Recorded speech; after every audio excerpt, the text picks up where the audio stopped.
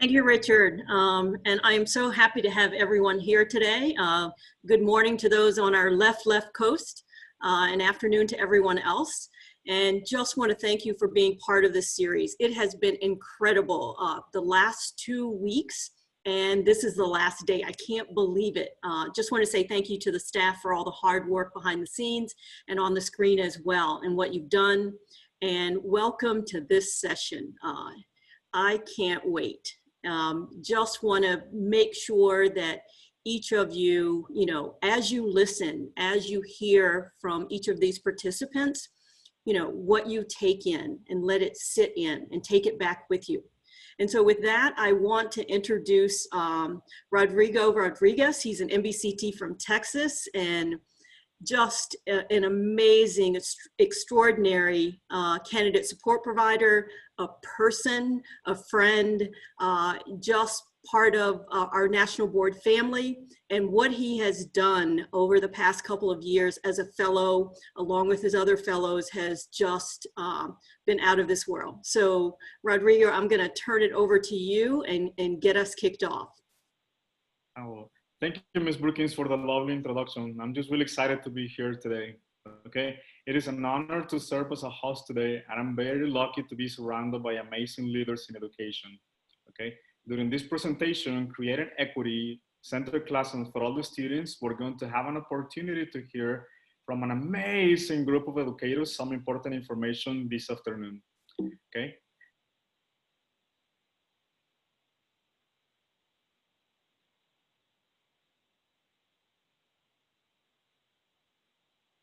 Rodrigo, you're on mute for some reason. Come back off of mute. There we go. Okay. Oh, okay. I'm so sorry, Ms. Brookings. Okay.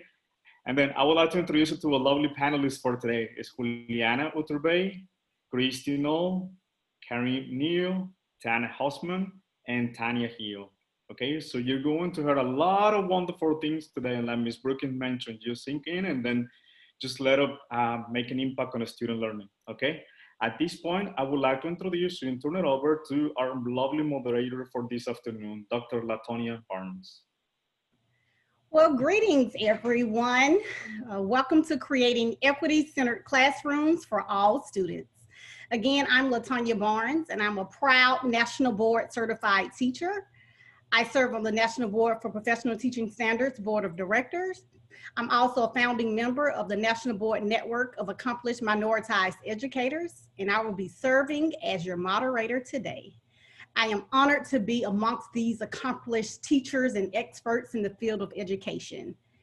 If you are a National Board Certified Teacher or candidate, you know that National Board for Professional Teaching Standards encourages educators to continuously reflect on their practice and ask the question, how am I ensuring equity in my classroom?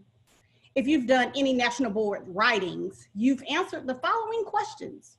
What are the relevant characteristics of your class that influenced your instructional strategies, including ethnic, cultural, and linguistic diversity? You've also answered, how are you ensuring fairness, equity, and access to your students? So this panel discussion aligns with National Board for Professional Teaching Standards, Standard 6, Fostering Equity, Fairness, and Appreciation of Diversity. So for the next few minutes, panelists will be provided 1 or 2 minutes to answer questions and engage in meaningful dialogue surrounded around equity. So while you're having all of your aha moments, please be sure to share your learning on social media. Use the hashtag NBAcademy and NBName. Let's begin with question 1.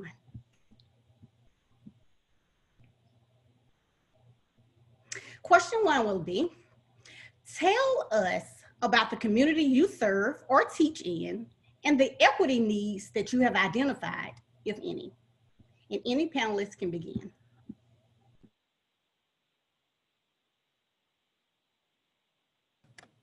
I'd like to go ahead and go first, if everybody doesn't mind. Anin, Anishinaabe, Wabashke, Mukunsake, Nadijnakas, Makwadodam, Bawating Nadonjaba. So I am Anishinaabe, and therefore there will be no land acknowledgement, but I will give you a traditional greeting today. And before we get started, I'm Tana Hoffman. I have been teaching in the Upper Peninsula of Michigan for about 20 years. I currently work at a dual-funded charter school called Balwating Anishinaabe Public School Academy, which is also a public school academy that is dual-funded, meaning, that I also work with the Bureau of Indian Education, as well as with the state of Michigan, as well as co-partners with the Sault Ste. Marie tribe of Chippewa Indians. Along with that, I am a co-founder and co-chair of the Bureau of Indian Education's Nationally Board Certified Teacher Network. I am also a social media chair on the Michigan Network of Nationally Board Certified Teachers. I also work with Tanya, not only with name, but also as a board member for the National Board of Professional Teaching Standards. As we go through today, just to kind of clarify some things, you may hear me say words like Native American or Indigenous or Anishinaabe. And I just kind of want to go and explain those words in relating to myself. I consider myself Anishinaabe for most part because I am Anishinaabe. I am of Swan Creek Black River Band of Chippewa Indians. Those are the ancestors on my grandmother's side. I am Grand Traverse Band of Ottawa Indians, and those are the grandfathers on my great-grandfather's side, as well as I am also a citizen. I hold my tribal membership with Little Traverse Bay Band of the Chippewa Indian, of the Odawa Indians, okay, and that is on my grandfather's side. So the words Chippewa and Ottawa are words that the U.S. government has given to us, but the words Anishinaabe I prefer because that is the original word that we use for ourselves as original people. And so when we think about question number one in that whole equity piece, I work on a tribal reservation. And so that whole idea of grant-funded charter school, public yet education. We're a Title I school. We have low income and high risk factors. We have food and housing insecurity. We lack stable internet access as well as cell connectivity. I mean, I'm the last stop on I-75 going all the way up north into Canada. So I'm it. Not only that, but we have to think about regionally, special education numbers are extremely high in our region. And because of that, there are definitely equity issues outside of the diversity of us as Anishinaabe people. When we also consider some other pieces of equity, our regional employment is around 20%. That's roughly normal for this region, but it's not far off from our state unemployment, which is around 14%. So when we think about us as a region, and then us as a state, and then us as a nation, there are bigger pieces that tend to have a bigger equitable divide. But when we keep in our own little bubble of the Upper Peninsula of Michigan,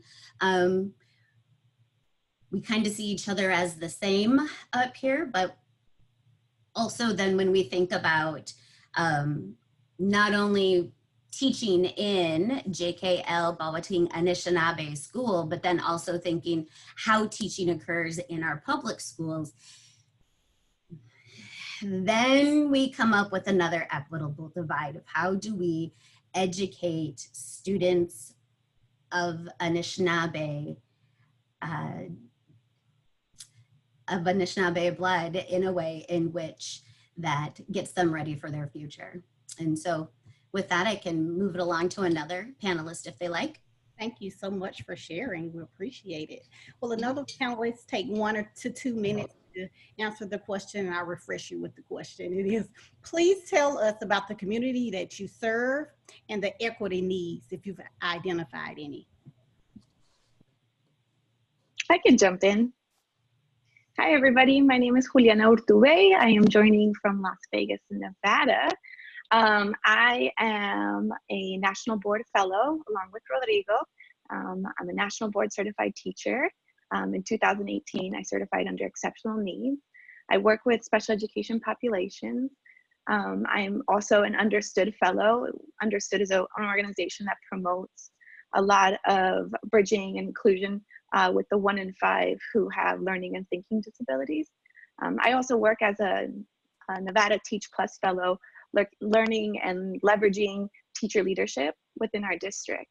I'm really happy to be here. I'm in a little bit of a transition. So I was part of a school community, actually in my own neighborhood, where we established a garden program to bridge the community. Our community is generally first generation Latinx, but we have a great diversity of Latinx families from Cuba, Honduras, El Salvador, Guatemala, Mexico, and a sprinkling of Colombianas like myself. We also have a large population of Filipino students who speak Tagalog, and then we have a growing population of Vietnamese students. So the diversity and the richness that we have here in terms of linguistic and cultural knowledge is really, really large. We acknowledge that we are on Paiute land, and our Paiute population is small but consistent here. People are often surprised to find out that there's a Paiute reservation on the other side of Main Street by the casinos. So that's just the juxtaposition of Las Vegas. You know, our community is strong, working class, and proud. I think that the biggest equity pieces that we have, well, they center on the social historical framework of what we are. So we have some really pressing immigration concerns that impact our students and impact their ability to feel safe at schools. We have definitely, in terms of the diversification of schedules, Vegas is a 24-hour city, and so parents and families work very interesting schedules, so we need to be always accommodating to them. Often the families work in casinos, so they don't have the ability to be tied to a phone or a computer, so how we communicate to our families really needs to be diversified. And so I think that the equity needs in our communities are all about how do we design our schools and our teaching frameworks to allow our students to be their truest, most authentic self without ever asking them to exchange anything for anything else. Meaning, so if they speak another language other than English, then that language is upheld. If they have a diverse background, meaning multi-ethnic family members, that we're uplifting this. And I think that my work with the immigrants' right community really has shown me that we can never separate children from their families. Meaning that, and we do this with values too. Whenever we are working with a child, we always have to consider that we're working with their family and their community, and how do we embrace and show love and show respect to that community. Before passing it off, I do also want to acknowledge that I'm also a founding member of NAME, and that these plenary sessions were designed to show the grander education world about what NAME does. So I'm going to drop the link if you're interested in joining NAME. It is for teachers of color to support other teachers of color. It is the national board name, but we are open to accepting people who are pursuing national board certification, interested in it. So I just did want to make a plug, because NAME for me has really transformed how I look at what networking is about. And when we talk about equity for our students, we also have to talk about equity for our teachers of color. Teachers of color, I think, are going to be one of the most pivotal forces in terms of embracing positive change in their school, especially post-COVID. Hopefully post-COVID, soon post-COVID. I'm hanging on just like everybody else. But please be encouraged to inquire more information about NAME. Thank you, Dr. Barnes. Thank you. I appreciate you. And I love how you talked about teachers should embrace students with them being their authentic self. I like that. All right, one more panelist. So many of you, I just want to give you an opportunity to share your relationship in your communities. What are you doing, and do you see any equity needs? I'd like to jump in, if you all don't mind, to piggyback off of what Juliana was talking about. I am Tanya Hill. I am a national board certified teacher in reading language arts, and renewed last year. Woohoo! I am here in Shelby County, which is inside of Memphis, which is the county for Memphis, Tennessee. I am an ESL teacher, an English as a second language teacher. I'm a fourth grade English as a second language teacher, and I'm in a hybrid role. Well, last year I was in a hybrid role where I also served as a peer coach. I am also the secretary for NAME, which stands for the National Board Network for Accomplished Minoritized Educators. And what I would like to speak on is how COVID-19 really exacerbated the inequities in our community. Inside of Shelby County, roughly half of our students live below the poverty line. So when school let out in March, it shined a spotlight on how many of our children, one, do not have computers at home, two, do not have internet access, and three, how they relied on the school for breakfast, snack, lunch, mid-afternoon snack, and sometimes dinner. And so COVID-19 really did place a spotlight on that. And that was the one thing that I was worried about our children eating, because we have to first make sure that our children's needs are met before we begin educating them and providing them with rigorous curriculum.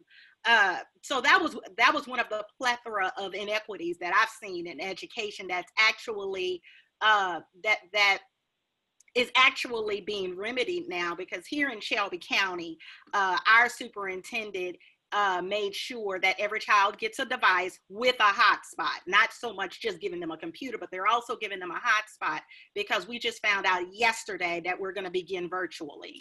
And this is the largest school system in the state of Tennessee. So we have to make sure that our children have what they need. They have meal distribution centers all over the city so that our kids can eat.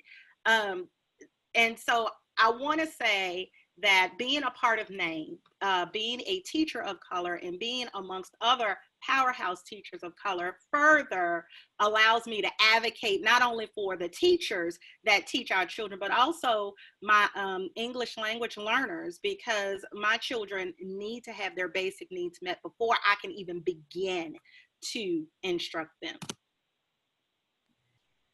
Thank you, Tanya. That was great. I love that you talked about public education and how we provide lunch, how we provide internet and internet access and computers, and those are some resources that shows the inequities in education.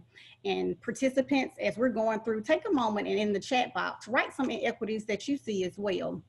And that's going to lead to question number 2, educators. How can we create equitable classrooms? How can educators achieve the shift from theory to practice in creating equitable classrooms? And I'm going to put that in the chat box for everyone to see as well.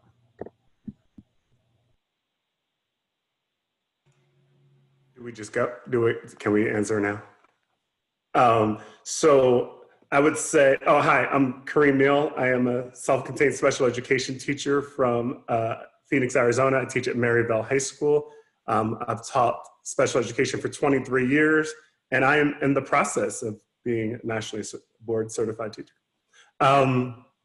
So I want to address 2 things. First, in terms of equity of community, I teach at a community 91% Latinx kids, and those are the communities also being hit hardest by COVID overall. So I wanted to talk about that because our zip code is the 2nd highest zip code in Arizona for COVID cases, and the zip code of our sister school, South Mountain, which is almost all Black students, is the #1 zip code. So I think that's happening in schools, and those are the schools that are having the hardest time reopening.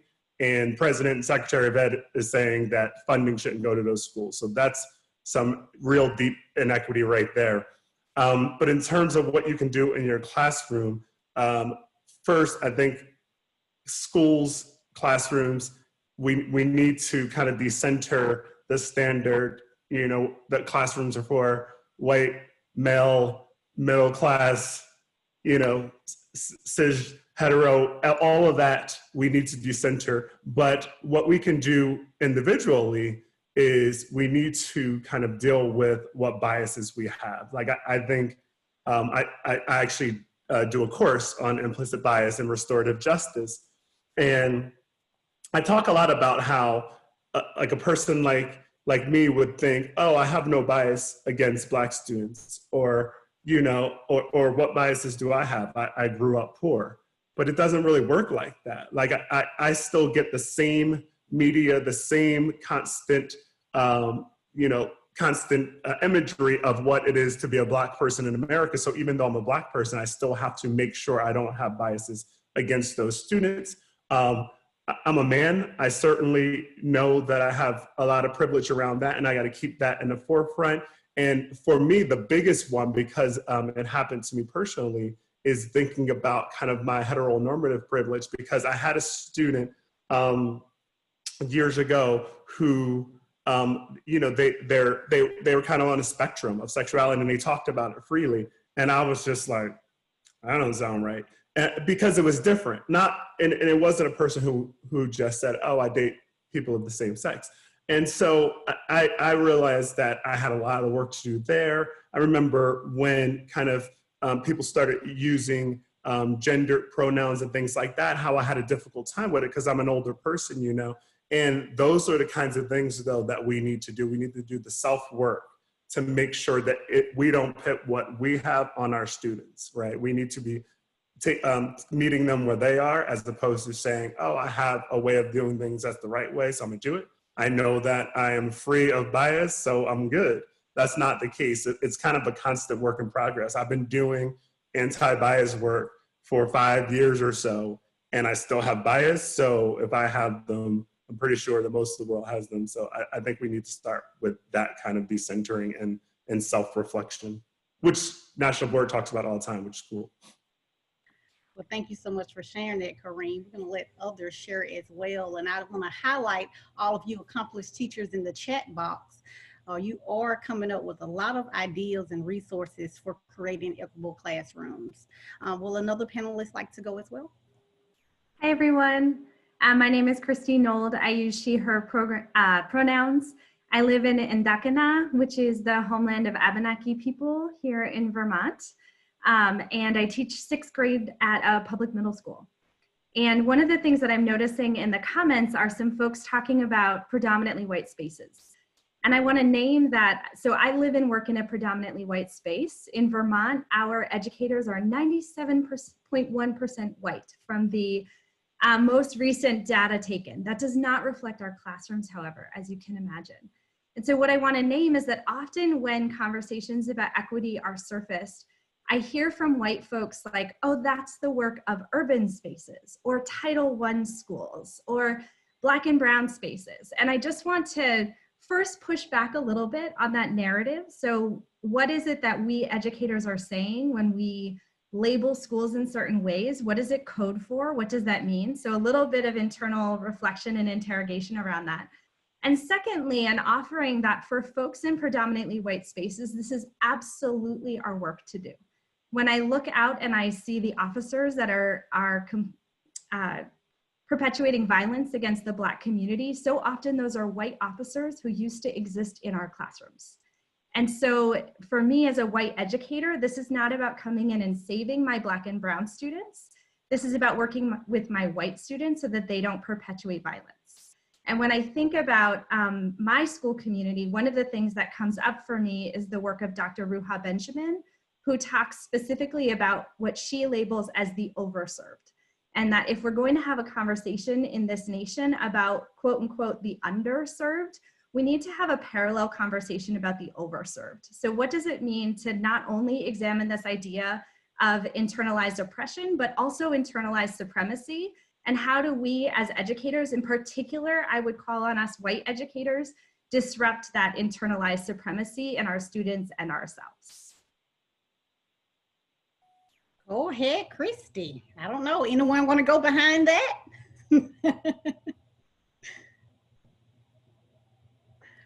All right. I kind of want to add a little bit to it because Yeah, it's that whole understanding that just because you have an understanding of what you think a student needs to be or do or look like doesn't actually make it the understanding of what students should be. Like complacent in learning, let's just go ahead and do it. Native Americans, we have a different idea of what education should look like. Our education, we are a family elder-centered community. We don't do competition. We don't compete against us, compete with us. So when we think about complacency in learning as Native American educators or as Native American students, that's not a thing. Just because I'm not doing the work doesn't mean that I'm complacent in the learning. What it means is that you as the educator haven't shown me what's you think is important, but that's not the perspective I need. You need to be showing me why it should be important to me. And if you can't show me why it should be important to me, then maybe we should have another conversation. If y'all know what I mean, because you know what I mean. I'm gonna move to somebody else. The dog is barking. Tan, that was great. I just put mine up. Great, excellent. We'll move on to the next question. As you know, we all need thought partners. We have leaders. We have resources that we go to when we're trying to create these equity-centered classrooms. So the next question is, who are some of your thought leaders and thought partners that you look to in creating equity-centered classrooms for all students? And I would like to encourage the accomplished teachers in this chat box to share some of the resources and your thought leaders and thought partners as well. Dr. Barnes, I'll go ahead and talk about that. And I wanted to bridge with what Tana was saying, because I think that there's a lot of intersections. So first, Kimberly Crenshaw, I don't think she gets enough credit for the work that she has done for intersectionality. And I think that that's crucial. So I think what Tana was talking about, we see it a lot in the Latinx community, we see in the Native community, we see in the Black community, this idea that we always have to, people of color, feel and it's not a feeling. We know that we have to present ourselves in a certain way that approximates us to normal. And what Kareem was saying was we need to dismantle this idea, this framework of normalcy. There is no normal, because if there's a normal, then everybody who doesn't fit that normal is abnormal. And having gone through my schooling, always feeling subcategorical, abnormal, let me tell you that it's not something that I want to repeat to my students. And so I think that that's one of the most powerful shifts that educators make, is when they realize that their experiences, their identities, their political values aren't normal. They're just normal to themselves. And so I think that that's a really important thing that teachers need to do. And oftentimes, fixing that and adjusting that framework is a good pivot to do the kind of work that Christy's talking about. I also think that the work that Christy is doing is crucial. You know, teachers of color face a lot of discrimination in schools. We face a lot of push out. You know, I've been called the angry one, the loud one. Oh, here she is again. Make sure you're not saying those things. So these are all like microaggressions that happen all the time. So what we need are people like Christy, who are well-versed, who are brave, who are courageous and unapologetic, to lift the work with us. Because just like, I think now, 2020, we know that we don't call on our one quote unquote token student to answer for that's the same thing for teachers. So in terms of thought leaders, I think the thought leaders are our educators. I've been thinking a lot about this question, and I'm really grateful that there's been an abundance of resources out there. I just want to probe us to think of ourselves as seeds. You know, seeds have everything they need within them to grow. It's all about the context and the environment. Where you put your seed is how it determines how your plant's going to thrive. So think about yourself as a seed. You have the power, the intellect, the reasonability. What resources I'm going to talk about, and this is in a very abstract way, resources is your life. You know, who are your friends? What literature do you read? What kinds of movies do you watch? Do you push yourself to watch things and to participate in art that is outside of your normal? And in terms of building stories with other people, when you're out and about, pre-COVID and hopefully soon post-COVID? Are you talking to people that look and act and think differently than you? Are you building bridges to community members? Because ultimately, that's what we need to create a classroom that students will work. I think that teachers often think as our life as categorized, who I am in the classroom and who I am personally. I think in 2020, you are a holistic person, because you know what? We're not here to talk about whether inequities exist. We're not here to talk about whether prejudice and biases impact our students. We're done talking about that because we're ready to move on. So I think the only way we do that is by all of us committing to merge these worlds, who I am in my personal life. I know that teachers are trained to be apolitical. Who I vote for, it matters. If you live and vote in the community where you serve, who you vote for matters. Are you voting for people who are, working creatively to end homelessness, houselessness in a humane way? Are you working in a community and voting for people who are working for anti-gentrification measures? These things all intersect and impact our students. So in terms of resources, I think good job. I'm happy everybody's reading. We got to keep reading, but we also got to get out in the community. People are going to be our best resources. There's a lot of great thought leaders. I love Dr. Bettina Love. I love Dr. John B. Diamond. I could go on and on and on, but I think that our greatest resource is our community. I know I'm snapping as well. Thank you so much, Juliana. I love the seed analogy, and I also love that you're my friend, so I can iron sharpens iron. All right, someone else, would you like to share your thought partner or a thought leader or any resources that you have? Yes, I'd like to chime in, and I'm not going to go on a spiel and just give you a whole list of resources, because guess what? It's out there. There's tons of resources out there. So I like to say that it starts with you. Okay, it starts with you as the educator. If you're going through this process, you're going to adhere to core 1 of the 5 propositions when it talks about knowing your children, knowing your babies. Okay, so first of all, are you acknowledging and accepting and appreciating that there is a cultural difference between you and your babies?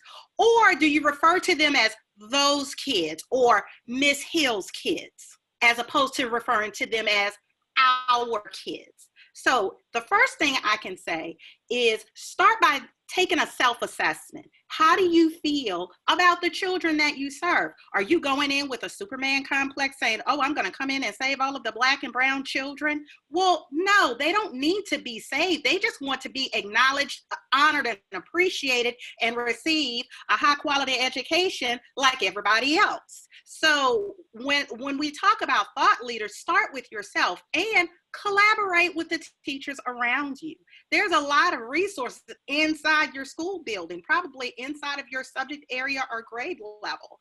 And of course, I'm a little biased because I'm an ESL teacher, and I will tell you, if you have English language learners, your ESL teacher is your best friend. We want to collaborate with you. We want to be a thought partner with you. We want to share ideas with you. We want to bridge that language barrier gap that exists between you and your language learners that are in your classroom. So I would say to start with an inward assessment of who you are and how that is going to reflect in your classroom. Are you creating a classroom that is conducive to learning, blooming, and blossoming? And so I would say start there. Start with yourself. And if I have to say a book, I would say start with The Growth Mindset by Carol Dweck. And if you believe that all children are able to grow and all children are able to learn, then you're on the pathway to success. Thank you so much, Tanya. You just exemplified core proposition 1. You are committed to students and their learning. We appreciate you. Well, any other panelists would like to share? I want to echo something that I heard Juliana say around thought leaders as those who are already with us and in front of us. And when I think about the folks who I lean on most heavily, it's my students in the classroom. And so together with my students, I run a program called Students Organizing Against Racism. And they are unapologetically clear that we cannot do anything for them without them, and that their voices must be at the center of conversation. Oftentimes the work that I do in my classroom around race, around identity, around what's happening in the world, I'm doing concurrently with graduate students. And as much as I love my graduate students and other educators with whom I work, it's my sixth graders who really can dive in deeply, because their conditioning into the world of white supremacy is not yet as thick. And so for them, grappling with this idea of race as a social construct, they're like, okay, yeah, I got it, I'm ready. Whereas my graduate students might pause and say, well, wait a second, what about science? What about phenotype? And so I would offer that, like, work with our young people. We understand as researchers and educators that racial identity is forming between the ages of 3 and 5. That's both internalized supremacy and internalized oppression. So what does it look like to work with 3 to 5-year-olds to develop healthy racial identity development so that our young people are growing up whole? And so I would say first and foremost, our students as our thinking partners in this work. I also shouted out Val Brown in the comment section, and I want to say that aloud for anyone who's not necessarily joining us here on Zoom, but Val Brown is just an incredible friend, mentor in this work, and has created a beautiful community called Clear the Air. And that for me has been such a life-giving force, and also has created this community of folks with whom I can work and not feel alone. This work, I think, is isolating by design. That's how supremacy works. It silences us, it silos us. And so by breaking down those silos and recognizing that this work needs to happen in community, I think that's how we really get things done. So I would encourage folks to look for Val Brown and her work through Teaching Tolerance and also the Clear the Air community. Thank you so much for sharing that, Christy. I would like to remind all the participants to please share your learning on social media using the hashtag NB Academy and NB name. We're going to go into question 4. Now, question 4 was, are there opportunity gaps? Because as the moderator, I can't be biased. However, Juliana has already stated we're not going to keep asking that question. So we're just going to go ahead and get down to it. So what are some of the root causes of the opportunity gaps in education? And what are some effective ways that you have been able to address the opportunity gaps in the classroom? Can I just go first here? So I need to give some Native American perspective here, because when we think about opportunity gaps, we need to put it in a bit of a perspective and understanding that we are invisible people to most of the United States. We are invisible. In your classroom, I will guarantee you that thank you very much, Charlie. Is it Charissa? That less than 2%, absolutely. There's less than 2% of students or people in the United States. So this is what it is. It's 5.2 million people in the United States are actually Native American. And that is less than the population of Detroit, Michigan. People, there is no way for me, I'm going to get all emotional now. And my people to have opportunities with this, unless we get together with other BIPOC communities and educational, and that's why I'm so grateful for NAME. And the opportunities that they were or have been able to share with BIE and BCT. We really have to think about this. I mean, ask Native American students in your classroom. I mean, you may see 1 or 2 of us in your lifetime, but upon that, how many Native American teachers have you ever had? And then on top of that, what history do you know of us? Because it isn't my real history that you know of me. I mean, there's not enough of us because we're trying to, at this point in time, save our language, save our communities from COVID, and continue to save our communities from the trauma of boarding schools. So we can't do this without allies, and we need you in order to create any opportunities for us. Okay, I'm done. No, Tan, we need you, and I appreciate you sharing your story and your emotions. Would anyone else like to share?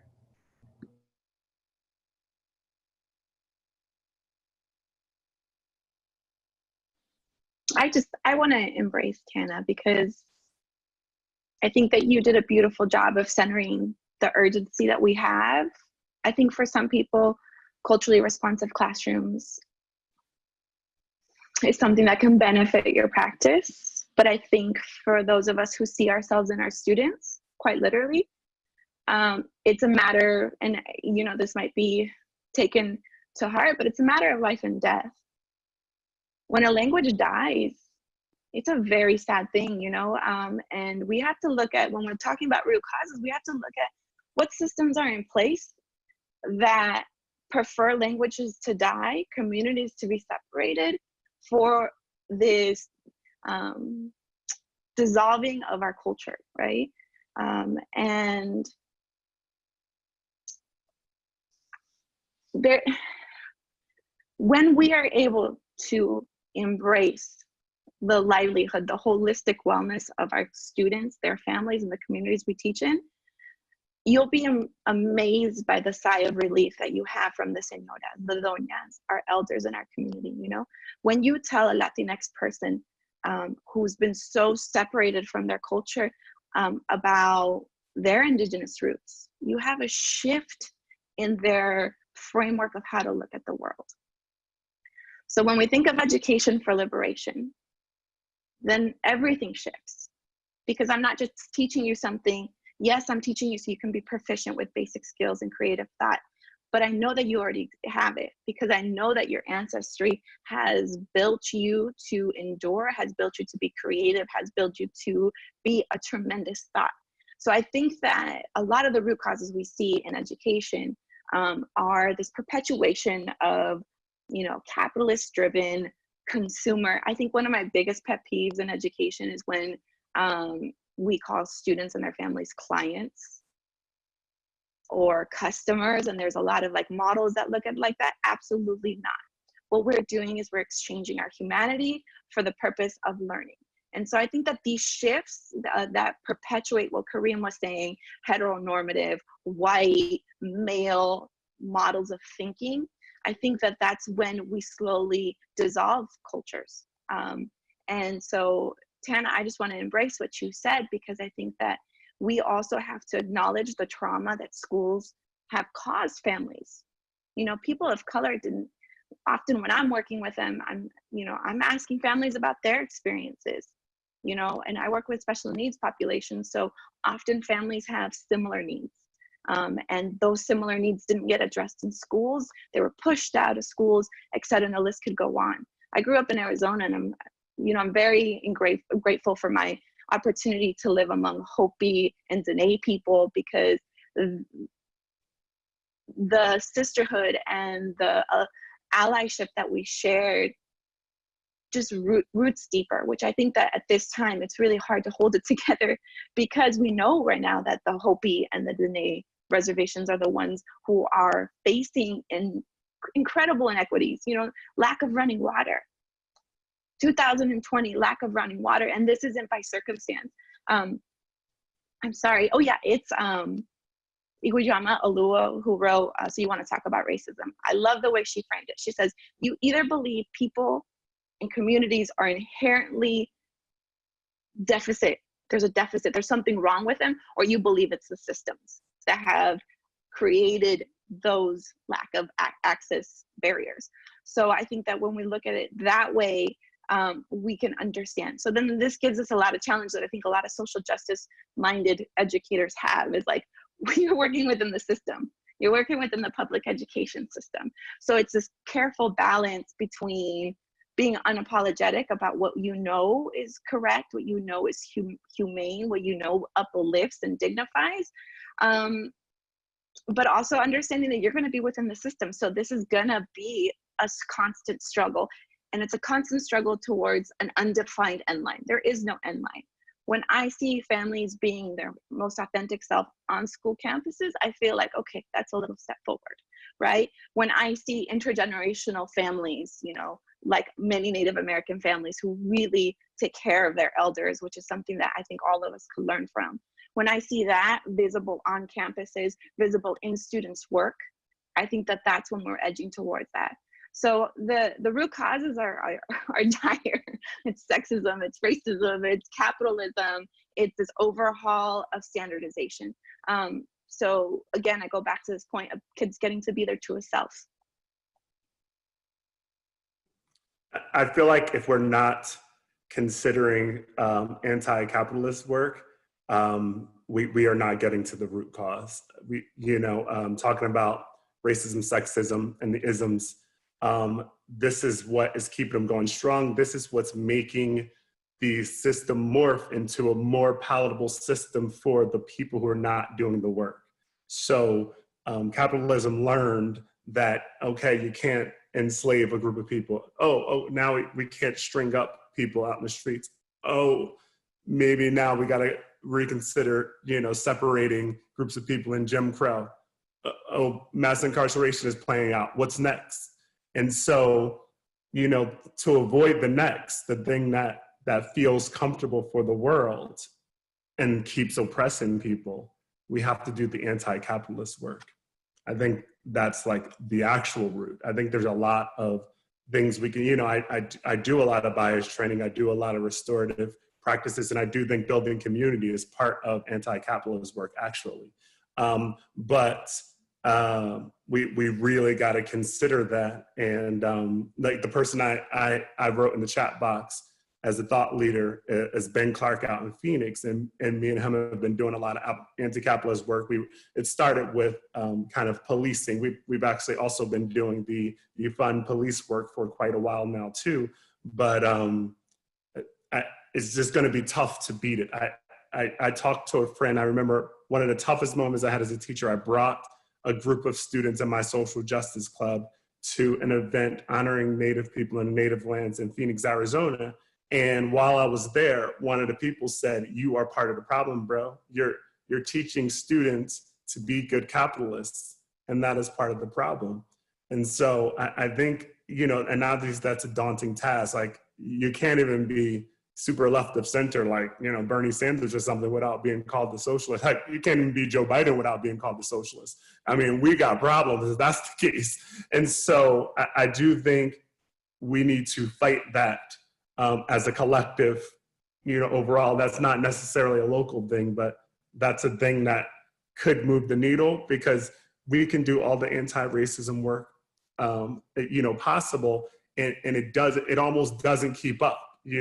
People were doing that anti-racism work of the 60s and talking about jobs and we're still kind of doing that work because they figured out different ways to make it happen.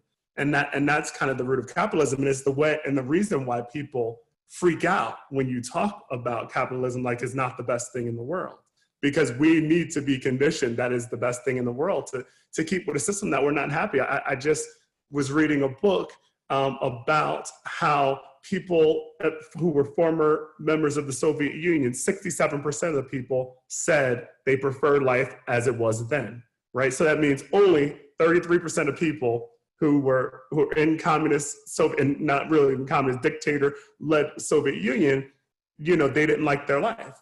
And then I dove into poverty in the United States, and 12% of people in the United States live in complete poverty. And 25% of the people in the United States, if they miss a paycheck, they are living in poverty. So I bet you the numbers are similar to how we feel about capitalism. We just don't get that voice, right? There's 30% of the people in the United States that would probably say the same thing. Like, if you erase capitalism, I'd probably be a happier person. But we're not considering them because they don't get the voice. Like, we're not considering students, like my students in Maryville, because they have no voice. Like, when people talk, the conversations about reopening schools were conversations that were had with people like us who have great internet access, and we're middle to upper class and everything is going well for us. So we get to sit and debate about people's lives who don't have those things. And I think until we do some real anti-capitalist work, we will never hear from those types of people. Thank you so much for sharing that. And you keep talking about work, work, work. So we need to get to work. So this is going to be the last question, and it's all about work. So we're going to take about 3 minutes with this question. Anyone can answer. It is, how can educators and community members promote equity and diversity in the classroom? And how does the National Board body of knowledge inform your efforts in doing so? So in about 3 minutes, can we take turns? Would anybody like to put a spin on what work do we need to do to promote equity and diversity in the classroom? I'll be very brief, and I'm going to say this. We cannot fall for the soft bigotry of low expectation. We have to have high expectations for all of our children, not just the white, male, privileged, rich children, but your Black and brown children, your children that live in poverty, your LGBTQ community, children that are in that community. We have to embrace them. We have to appreciate them. We have to acknowledge them. And if you have ELLs in your classroom, please stop telling them to only speak English. That is promoting English as a superior language and their native language as an inferior language. If I don't say anything else today, please stop telling your English language learners to speak English only. Now, of course, you may not understand what they're saying, because half the time I don't either, and I'm their ESL teacher. So I will simply tell them, could you tell me how to say that in English? And then that way you're honoring both languages. So so what I will say is that just have high expectations for your children, and your 5 core propositions will fall in line if you do that. What I'm thinking about is something my friend Shandine Garcia will often say, which is that diversity is a fact, it exists. Inclusion is a choice, so who gets to include whom? And there's power in that. And equity is a practice. And so what I would offer is that the practice of equity is one that starts, and I think several folks on this panel named it, like it starts with that internal work. I think I heard Kareem naming it beautifully, like what is in me that's going to create inequitable conditions in my classroom? Because if it's in me, it's going to come out in my practice. And so there's a way in which the internal must inform the external, and those have to become a feedback loop together. So I would say to lean in, embrace equity as a practice, and return often to the work of the internal.